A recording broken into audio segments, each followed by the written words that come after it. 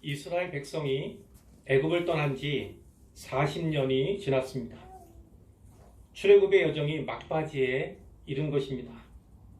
오늘의 본문 속에서 이스라엘 백성은 호르산을 출발하고 있습니다. 이스라엘은 바로 전에 호르마라는 곳에서 승리를 거두었습니다. 가나안 땅 남쪽의 네게브라고 합니다. 이 사막지대에 거주하는 가나안 사람들과의 전투에서 승리한 것이죠. 이 승리에는 몇 가지 의미가 있습니다. 첫째는 가나안 사람들과의 싸움에서 거둔 첫 번째 승리였다는 사실입니다. 두 번째는 가데스 바네아 반역 사건, 이거는 13장, 14장에 나옵니다. 이 반역 사건 이후에 처음으로 누리는 승리의 경험이었다는 사실입니다. 가데스 바네아는 가나안 땅 남쪽에 위치해 있지요. 약속의 땅이 멀지 않은 곳입니다. 이스라엘 백성들은 애굽을 떠난 지 약 2년 반이 되었을 때에 이곳에 도착했습니다. 거기에서 모세가 12명의 정탐꾼들을 가나안 땅에 파송하지요. 40일 정탐 후에 돌아온 정탐꾼들은 두 그룹으로 나뉘고 맙니다. 믿음의 보고를 했던 갈렙과 여호수아, 그리고 나머지 10사람, 이렇게 나뉘죠. 그런데 백성들은 10사람의 보고를 더 신뢰합니다. 불가능을 바라고 원망과 불평을 쏟아냅니다. 급기야 모세와 아론, 갈렙과 여호수아를 돌로 쳐서 죽이려 합니다. 이 위기의 순간에 하나님께서 나서시는데, 만일 모세가 하나님께 중보의 기도를 드리지 아니했다면 그들은 다 죽고 말았을 것입니다. 크신 능력으로 이 백성을 애굽에서 인도해 내셨는데 이제 이들을 죽이시면 주의 명성에 흠이 갈 것입니다. 여호와가 이 백성에게 주기로 맹세한 땅에 인도할 능력이 없으므로 광야에서 이들을 죽였다고 할 것입니다. 이렇게 기도합니다. 여호와는 노하기를 더디하시고 인자가 많아 죄악과 허물을 사하신다 하셨습니다. 구하옵나니 주의 인자의 광대하심을 따라 이 백성의 죄악을 사해 주옵소서. 이렇게 기도를 하지요. 모세의 기도를 들으신 하나님께서 용서해 주십니다. 그러나 기억할 것이 있어요. 죄의 결과는 없어지지 않습니다. 죄의 결과는 남았습니다. 여호와께서는 하나님의 영광과 하나님께서 애굽과 광야에서 행하신 이적을 보고서도 하나님을 시험하고 청종치 아니하며 하나님을 멸시한 사람들은 결단코 약속의 땅에 들이지 않겠다고 말씀하셨어요. 20세 이상의 사람들 가운데 갈렙과 여호수아 외에는 아무도 약속의 땅에 들어가지 못하리라고 말씀하셨습니다. 또 40년간 광야에서 방황하다가 거기서 죽으리라고 이렇게 말씀을 하셨습니다. 그리고 이때 하나님께서 아말렉 사람과 가나안 사람이 골짜기에 거주하나니 너희는 내일 돌이켜 홍해 길을 따라 광야로 들어갈지니라, 이렇게 명령을 하셨어요. 그런데 백성이 어떻게 했는지 아십니까? 백성이 크게 슬퍼했지만 바로 다음날 아침이 되자 그들은 다시 불순종합니다. 홍해 길을 따라 광야로 들어가라, 그 말씀을 준행하는 대신에 산꼭대기로 올라갑니다. 모세가 다시 경고합니다. 너희가 여호와를 배반하였으니 여호와께서 너희와 함께하지 아니하시리라. 올라가지 마라. 너희가 대적의 칼에 망하게 될 것이다. 이렇게 경고하지만 그들은 그래도 산꼭대기를 향해 올라갑니다. 어떻게 되었겠습니까? 14장 45절은 이렇게 말씀하고 있어요. 아말렉인과 산간시대에 거주하는 가나안인이 내려와 그들을 무찌르고 호르마까지 이르렀더라. 호르마까지 이르렀더라. 여기에 호르마라고 하는 지명이 다시금 등장합니다. 승리의 의미로 한 가지를 더 꼽는다면 과거 이 패배와 수치의 자리였던 호르마가 이제 승리의 땅으로 변했다는 사실이죠. 네겝에 거주하던 가나안 사람들이 이스라엘을 쳤을 때 하나님께서는 이스라엘의 서원을 들어주셨습니다. 가나안 사람을 그들의 손에 넘겨주셨어요. 이스라엘은 서원한 대로 가나안 사람과 그들의 성읍을 다 멸하는데 그곳의 지명이 바로 호르마라는 것입니다. 난하주에 따르면 호르마는 완전히 멸함 이런 뜻을 가지고 있습니다. 이 전투에서는 출애굽 2세대가 주역으로서 활약했을 가능성이 매우 큽니다. 약 35년 전 가데스바네아 반역 사건 당시에 19세 이하였던 백성들만 살아남은 상태예요. 그들은 지금 이제 약 40대부터 60세까지 이 정도가 되었습니다. 이들 가운데 일부 그리고 광야에서 나고 자란 젊은이들이 이 싸움의 주역이었을 것으로 보게 되죠. 얼핏 보면 이들은 하나님께 반역하여 죽은 이전 세대와는 다른 듯이 보입니다. 많이 다른 듯 보이죠. 신앙이 성장한 듯 보입니다. 과연 그럴까? 이것을 좀 더 살펴보고자 합니다. 본문에서 이스라엘 백성들은 에돔 땅을 우회하려 합니다. 왜냐하면 에돔 왕이 이스라엘이 에돔 땅을 지나가는 것을 거부했기 때문이죠. 통과하지 못하도록 했습니다. 이스라엘은 야곱의 자손이고 또 에돔은 야곱의 형인 에서의 자손입니다. 그러니까 에돔은 형제 나라인 셈이죠. 그렇기 때문에 이스라엘은 에돔과 싸우는 대신에 우회하는 것을 택합니다. 호르산에서부터 홍해길, 이 홍해길은 홍해로 향하는 길이에요. 홍해로 나가는 길을 말하죠. 이 길을 따라서 이동을 하게 됩니다. 우회한다는 것은요, 목적지를 향해 똑바로 가는 것이 아니라 빙 돌아간다, 그것을 말하는 거죠. 시간이 더 걸릴 수밖에 없고요. 일부의 구간은 왔던 길을 되돌아 나와야 하는 것입니다. 사정이 이러니까 길로 말미암아 백성들의 마음이 상한 거예요. 그들은 상한 마음을 어떻게 표출합니까? 원망하고 불평합니다. 어찌하여 우리를 애굽에서 인도해 내어 이 광야에서 죽게 하는가? 이곳에는 먹을 것도 없고 물도 없도다. 이렇게 불평을 쏟아냅니다. 새로운 것은 아닙니다. 그들의 조상들도 역시나 그랬습니다. 조상들은 홍해를 건넌 지 얼마 되지 않아서 마라의 쓴물 앞에서 원망했습니다. 하나님께서는 모세의 부르짖음을 들으시고 쓴물을 단물로 바꾸어 주셨죠. 신광야에서는 먹을 것이 없어 죽겠다며 모세와 아론에게 원망했습니다.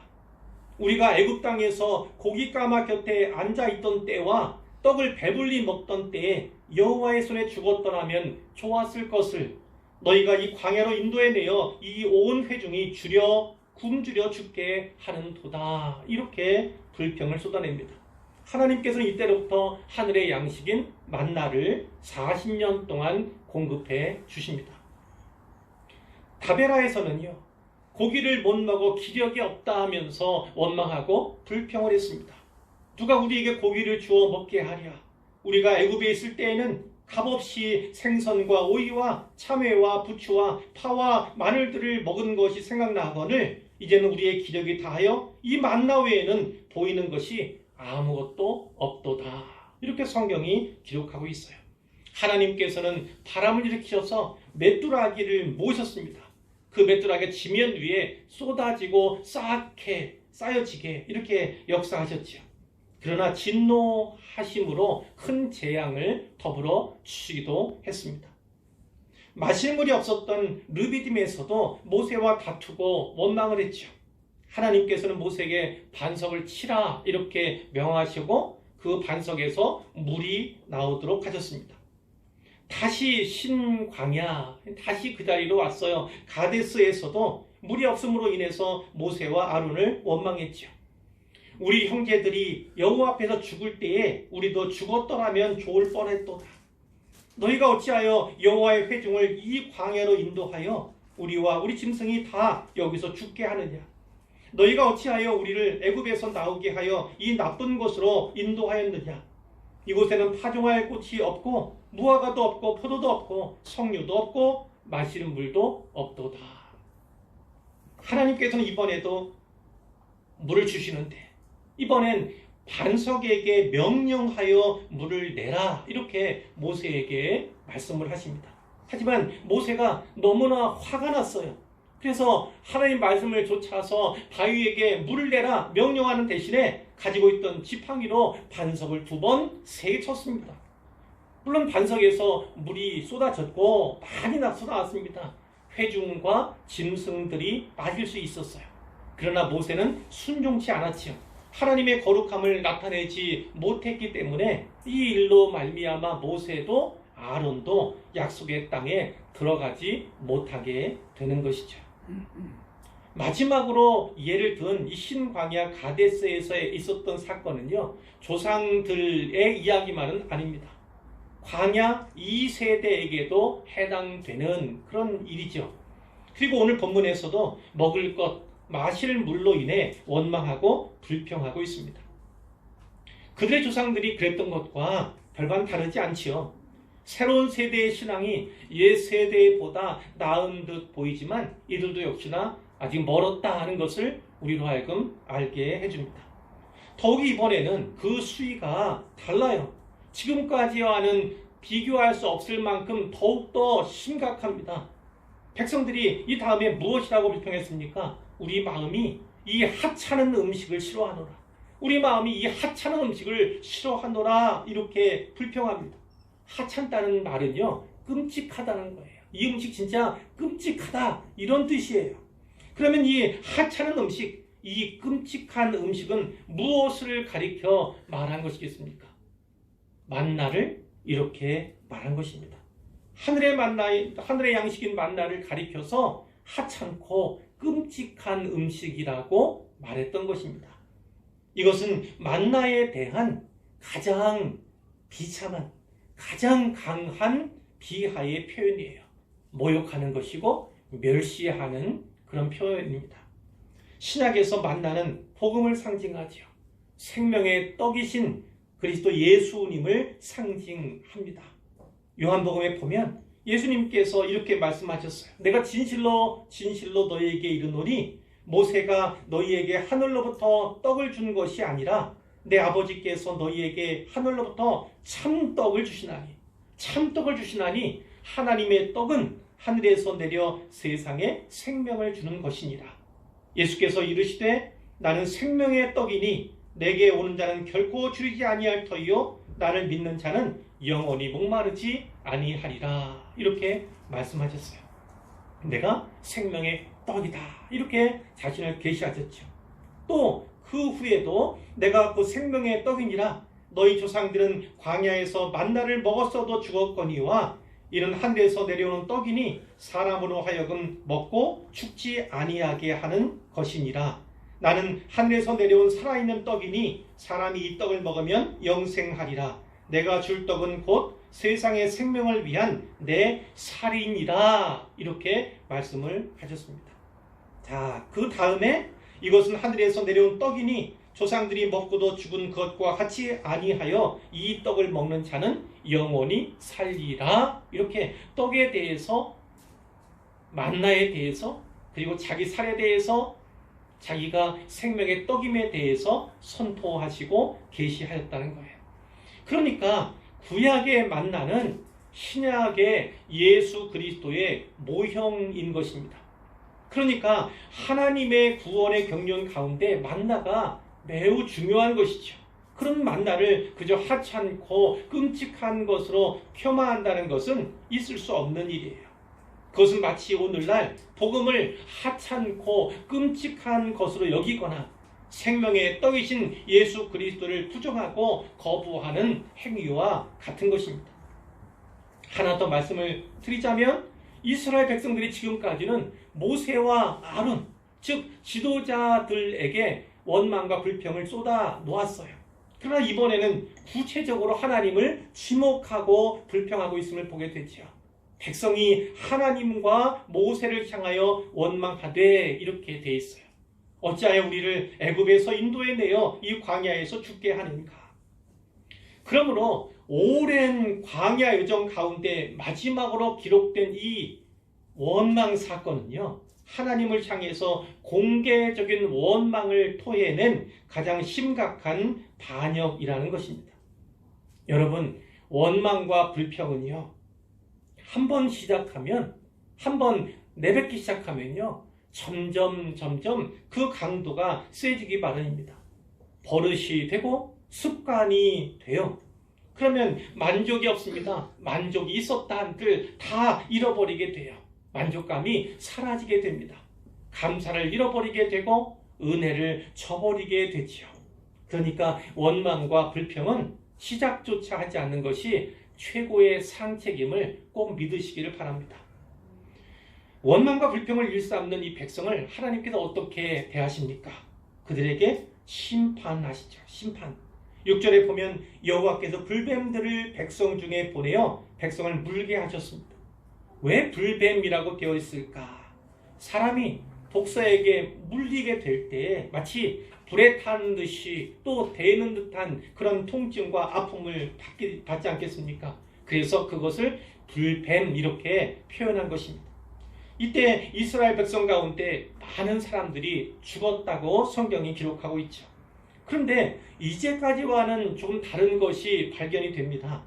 백성들이 먼저 자기들의 죄를 고백하고 모세에게 중보를 요청하는 것을 오늘 본문을 통해서 알 수 있어요. 우리가 여호와와 당신을 향하여 원망함으로 범죄하여 싸우니 여호와께 기도하여 이 뱀들을 우리에게서 떠나게 하소서 이렇게 요청을 하죠. 지금까지는 원망, 불평, 반역 사건들에서 모세가 항상 먼저였어요. 모세가 먼저 하나님께 중보 기도를 드려왔습니다. 하지만 이번에는 백성들이 먼저 나서고 있다는 것이 다른 거죠. 이것을 반대로 해석하면요, 모세가 망설였다는 거예요. 모세가 선뜻 쉽게 나서지 못했다는 거지요. 이것은 이번에 이 원망 사건은 이전과는 다르다, 그만큼 더 심각했다 하는 것을 우리에게 확실하게 보여주는 것입니다. 드디어 모세가 백성을 위해서 기도하는데요, 하나님께서 모세에게 말씀해 주십니다. 불뱀을 만들어 장대 위에 매달아라. 물린 자마다 그것을 보면 살리라. 창대에 달린 불뱀, 그것을 보면 산다. 이렇게 말씀하셨어요. 하나님께서는 단지 심판, 징계만 하신 것이 아니라 그들을 살 길, 그들의 구원받을 길도 함께 주신 것이죠.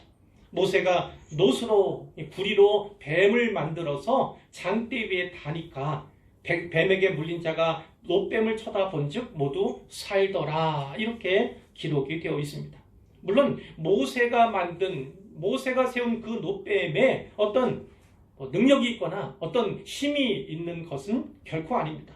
모든 능력은 오직 여호와 하나님께 속한 것이죠. 그런데 이스라엘은 안타깝게도 이 사실을 잘 믿지를 못했습니다. 깨닫지 못했어요. 그래서 훗날 이들은요, 모세가 만든 이 노뱀인지 이 노뱀을 모형으로 또 달리 만든 노뱀인지는 모르지만 어쨌든 간에 이 모세의 노뱀을 숭배하게 됩니다. 훗날 종교개혁을 단행했던 히스기야 왕이 이 사실을 깨닫고 모세가 만든 노뱀을 부숴버리게 되죠.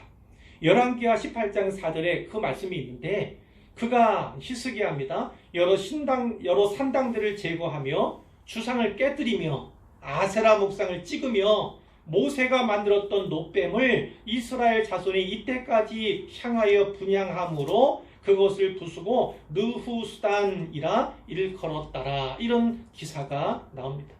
모세가 만들었던 노뱀을 이스라엘 사람들이 이때까지요, 아주 뒷날 아닙니까? 이때까지 분향하고 숭배했다는 겁니다. 숭배했다는 거예요. 그러자 히스기야가 종교개혁을 단행하면서 그것을 부수었다. 그리고 느후수단이라 불렀다는 것입니다. 느후수단이 무슨 뜻이냐면 노조각이라는 거예요. 노조각. 저거는 노조각에 불과하다는 겁니다. 저것이 구원하거나 지도의 역사를 주는 것이 아니다. 이렇게 이야기했다는 거예요. 중요한 것은 노조각이 아닙니다. 중요한 것은 장대 위에 달린 노뱀이 아닙니다. 하나님의 치료의 처방, 하나님의 말씀을 살 길로 믿고 그것을 바라봄으로 순종하는 것이 중요한 것이죠. 하나님은 그렇게 오직 하나님의 말씀을 믿고 순종하는 자들만 살 수 있도록 신약에서나 구약에서나 구원 계획을 그렇게 세워 오신 것입니다. 오늘 본문에서 뱀은 이중적으로 나타나지요. 불뱀으로도 나타나고 놋뱀으로도 등장합니다. 불뱀은 죽음을 상징하고 하나님의 심판을 상징합니다. 반면에 놋뱀은 생명을 상징하고 하나님의 구원을 상징하고 있습니다. 이 본문이 신약에서는 어떻게 연결이 될까요? 예수님께서 율법학자 니고데모와 대화를 하시다가 이런 말씀을 하셨어요. 요한복음 3장에 있는 말씀이에요. 모세가 광야에서 뱀을 든 것 같이 인자도 들려야 하리니. 인자도 들려야 하리니 이는 그를 믿는 자마다, 들린 인자를 믿는 자마다 영생을 얻게 하려 하심이니라. 이렇게 말씀하셨습니다. 예수님께서는 모세의 놋뱀을 믿음으로 바라본 사람들이 살았던 것처럼 들린 인자, 즉 십자가에 들리신 예수 그리스도를 믿음으로 바라보는 사람들은 모두가 영생을 얻을 것이라고 선포하신 것입니다. 그 다음에 나오는 말씀이 그 유명한 요한복음 3장 16절 말씀입니다. 하나님이 세상을 이처럼 사랑하사 독생자를 주셨으니 이는 그를 믿는 자마다 멸망하지 않고 영생을 얻게 하려 하심이라. 아멘. 이 말씀은 이거예요. 앞에 말씀 나왔던 단어 인자, 그것이 곧 독생자라는 겁니다. 인자가 하나님의 독생자이다, 이렇게 말씀하신 것이고요. 그 독생자를 아끼지 않고 세상에 보내주신 것은 하나님께서 세상 모든 사람들을 사랑하시기 때문이다, 이렇게도 말씀하십니다. 그리고 그리스도께서 하나님의 독생자이심과 그분이 나를 위해서 나의 죄를 대속하시기 위해서 내 대신에 십자가에서 죽으셨다, 이 진리의 말씀을 믿으면 누구든지 구원을 얻을 것이다, 이렇게 말씀해 주시는 것입니다. 요한복음 계속해서 놋뱀이 장대에 들린 것 같이 예수님도 들려야 한다, 이 들림을 예수님의 십자가 죽음으로 연결시키고 있어요. 예를 든다면 8장 28절에 예수께서 이르시되 너희가 인자를 든 후에, 이 너희는 서기관들 바리새인들이에요. 서기관들 바리새인을 향해서 너희가 인자를, 나를 든 후에, 어떤 의미인지 아시죠? 십자가에 매단 후에 내가 그인 줄 알고, 내가 하나님의 아들인 줄 알고, 또 내가 스스로 아무것도 하지 않고 오직 아버지께서 가르치신 것을, 가르치신 대로 이런 것을 말하는 줄도 알게 될 것이다. 나를 보내신 이가 나와 함께 하신다. 나는 항상 하나님 아버지께서 기뻐하시는 일을 행함으로 하나님 아버지께서 나를 혼자 두시지 아니하신다, 이렇게 말씀을 하십니다. 그 말씀을 듣고 많은 사람이 믿었다고 되어 있어요. 예수님께서 자기를 믿는 유대인들에게 다시 말씀하시는데 너희가 내 말에 거하면 참으로 내 제자가 되고 진리를 알지니 진리가 너희를 자유롭게 하리라. 이런 귀한 말씀도 선포해 주시는 것을 알 수가 있죠. 예수님께서 진리고 예수님께서 우리를 위해서 하신 그 모든 사역도 또한 진리고, 그 진리를 너희가 알면 그 진리가 너희를 자유케 할 것이다. 모든 죄와 사망의 권세로부터 너희를 해방시킬 것이다 라고 분명히 말씀해 주신 거죠. 또 12장 32절 이하에 보면 내가 땅에서 들리면 모든 사람을 내게로 이끌겠노라, 이렇게 말씀을 하셨는데, 이렇게 말씀하시면 자기가 어떠한 죽음으로 죽을 것을 보이심이로라, 이렇게 설명하고 있습니다. 예수님께서 십자가에 들려 돌아가실 것에 대해서, 구원의 길을 여실 것에 대해서 미리 말씀하셨다고 설명하고 있다는 거죠. 구원의 길은 어렵지 않은 것입니다. 나를 살리려고 내 대신 십자가에 박히신, 십자가에 들리신 예수님을 믿음으로 바라보면 되는 것이죠. 십자가에 달린 아들을 보여주며, 우리에게 보여주면서 영원히 함께하자, 영원히 같이 살자, 이렇게 호소하시는 하나님께 믿음으로 반응하기만 하면 되는 것입니다. 이제 결론인데요. 광야에서 이스라엘은요, 하나님께 배반했습니다. 때때로 반기를 들었지요. 하나님께서는 홍해를 마른 땅같이 걷게 하셨고 구름 기둥과 불 기둥으로 밤에도 낮에도 그들을 보호해 주셨습니다.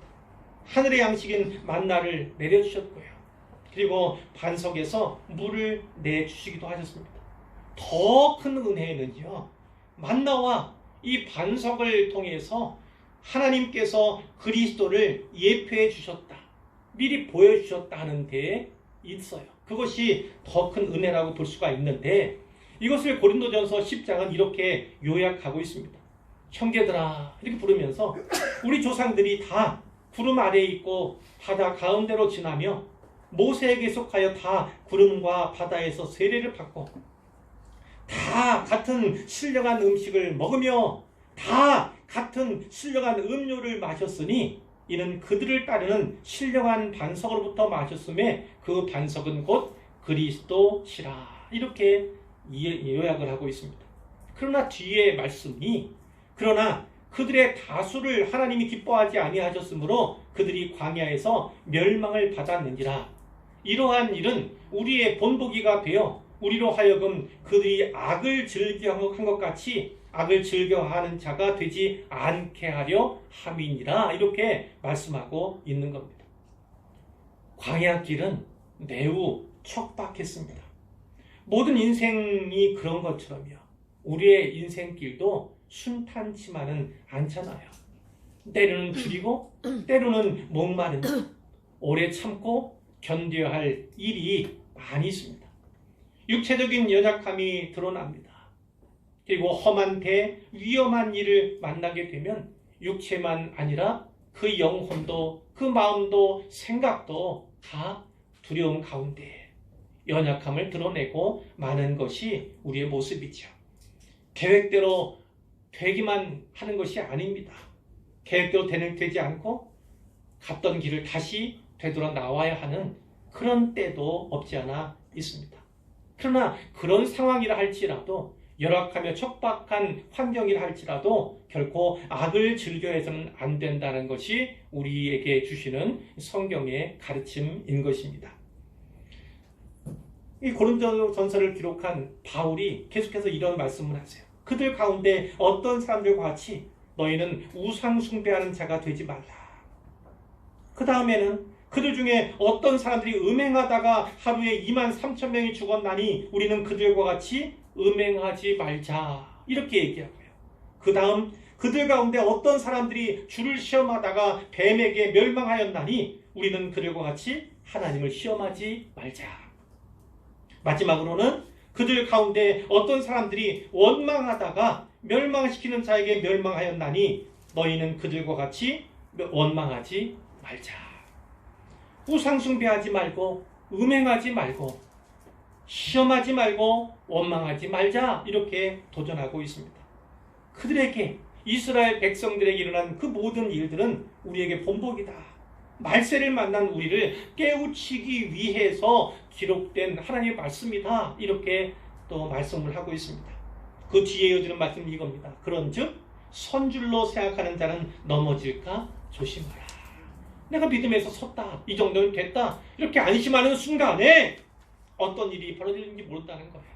넘어질지 모른다는 것입니다. 그러니까 늘 조심하라는 것이고, 그 이어지는 말씀은 우리가 잘 아는 말씀, 사람이 감당할 시험 밖에는 너희가 당한 것이 없나니 오직 하나님은 미쁘사 너희가 감당하지 못할 시험당함을 허락하지 아니하시고 시험당할 즈음에 또한 피할 길을 내사 너희로 능히 감당하게 하시느니라. 아멘. 왜 이 말씀이 이어지는 것이겠습니까? 하나님께서는 우리의 모든 길을 아신다는 거예요. 우리가 어떤 연약함이 있는지, 어떤 약함, 어떤 부족함이 있는지, 우리의 한계치는 어디인가, 우리의 믿음이 어느 정도인가 다 아신다는 거예요. 우리의 모든 길, 그 가운데서 우리가 감당할 수 있는 부분만 허락하신다는 겁니다. 감당치 못할 것 같으면 하나님께서 피할 길을 예배해 주신다는 거예요. 감당할 수 있게 하시고 감당할 수 있을 만큼만 허락하시고, 그리고 감당할 수 없을 때 피할 길을 내신다는 것은 하나님께서 우리가 어떤 상황, 어떤 형편, 어떤 문제 가운데 놓인다 할지라도 모두 책임지시겠다는, 모두 길을 여시겠다는, 언제든 도와주시겠다는, 언제든 구원하시겠다는 그 말씀을 아울러 주시는 거예요. 히브리서 기자는 히브리서 12장 1절부터 3절에서 이렇게 말씀합니다. 이러므로 우리에게 구름같이 둘러싼 허다한 증인들이 있으니, 믿음의 선배들을 말하는 거예요. 그 11장 믿음장에 나왔던 모든 믿음의 사람들을 말하는 것입니다. 모든 무거운 것과 얽매기 쉬운 죄를 벗어버리고 인내로서 우리 앞에 당한 경주를 하며 믿음의 주요 또 온전하게 하시는 이 예수를 바라보자.